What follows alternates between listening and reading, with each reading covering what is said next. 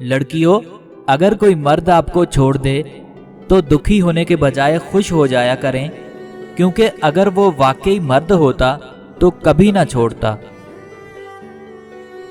दोनों एक दूसरे पर मरते रहे, अल्लाह को कोई प्यारा ना हुआ। रिलेशनशिप में रहना गलत नहीं, मगर अपना रिश्ता इतना पाक रखो कि कल को अपनी बातें याद करके शर्मिंदगी ना हो। इंसानों पर भरोसा कर भी लिया जाए तो वक्त और हालात पर नहीं किया जा सकता। वक्त और हालात वो चीज़ें हैं जो हर जज्बा, हर रिश्ता बदल देते हैं। तकलीफ और परेशानी का मतलब ये नहीं है कि खुदा आपसे नाराज़ है।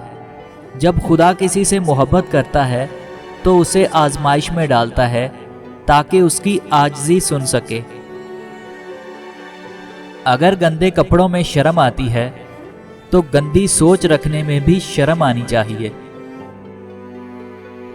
अंधेरे अब नहीं डसते, उजाले वार करते हैं, वो दुश्मन भी नहीं करते जो अब यार करते हैं।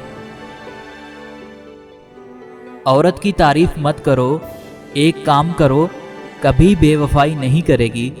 औरत की तारीफ से ज़्यादा उसका एहसास करो, उसकी इज्जत करो, क्योंकि एहसास एक ऐसी चीज़ है जिसमें आपको गैर का दुख भी अपना लगता है।